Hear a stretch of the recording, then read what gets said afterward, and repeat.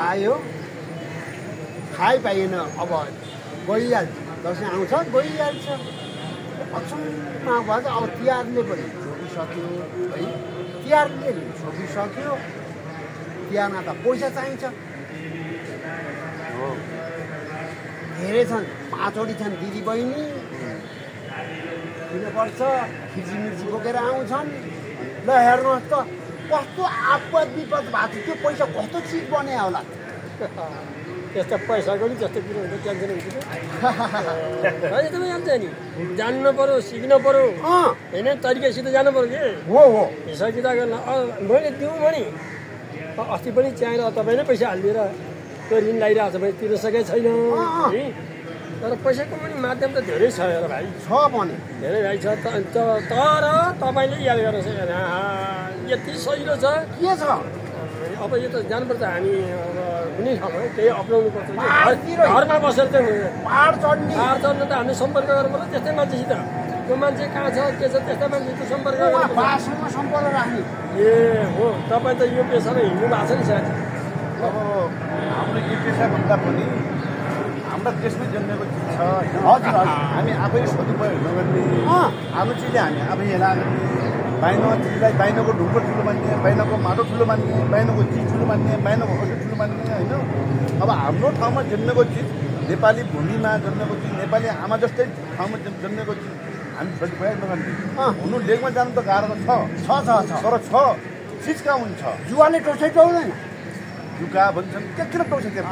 तर टोके पनि त्यसको सुहाउनु पऱ्यो हामीले अक्सिजन पनि काम गर्दैन हिमाल चढ्नु त गाह्रो हुन्छ हामीलाई पऱ्यो तर जहाँ समस्या त्यहीँ समाधान हुन्छ भर्याङ बनाएर लिएर जाउँ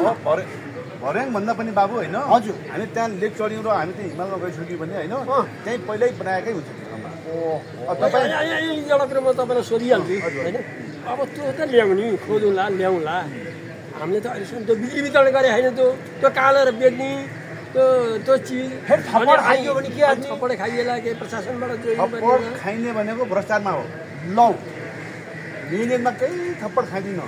चाहे ज्यामी काम गरो चाहे खुल्ली काम गरो चाहे जुन काम पनि इमान्दारी गऱ्यो भने हजुर इमान्दारीका फल मिठा हुन्छ नि थप्पड खाइने भने केवल सानो कुरो पनि मैले तपाईँको इमान्दारी आज गरेन भने हजुर भोलि तपाईँबाट तपाईँ नभए पनि अर्कोबाट थप्पड पनि आइहाल्छ ल जस्तै गरी अब आज उता एउटा हाम्रो यो शिक्षा मन्त्री कुरा गरे नि कति 12-14 हजार खाँदाखेरि अहिले म खानु सुत्दैन म त जमिनमा सुत्ने हो उसले भन्यो नि उसले थप्पड खान्छ खाँदैन उसले जब यस आराम गर्ने हामी यस्ता भइगयौँ भनेर जनताको अगाडि चुनाव अगाडि हाम्रा बाबु आमा दिदी बहिनी दाजुभाइ बहिनीहरू वासिजनले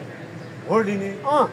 जब आफ्नो ठाउँमा गइसक्यो भने को छ दिदी सत्य दिदी उसको नाता गर्ने हो भदय को छ उसको नाता गर्ने मामा मारुको नाता गर्ने हो जनता हामी हेल्लेकै हल्लिउने भने ल केमा थप्पड खाइन्छ हजुर मेन्युमा थप्पड कहिल्यै खाइँदैन बेचेर चाहिँ हामीले थप्पड खाइँदैन तपाईँको सम्पत्ति तपाईँले बेच्यो भने किन थप्पड खाइने भयो ल तपाईँले बाहिरबाट ल्याएर पैसा त्यहाँ कमाइन्छ तपाईँको हो कि त्यो हो हुम्ला पूर्व मेची पश्चिम महाकाल तपाईँको अध्यक्ष छैन छ भने तपाईँले जाने खाने ल्याउने बेच्ने राम्रोसँग बेच्ने ए भाइ म त भाइसित जाने हो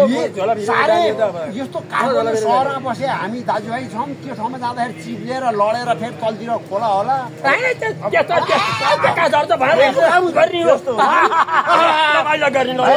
झोला बोक्नु बोकेर जाने ल भाइ हामी जाने तपाईँको भिसा लाग्छ त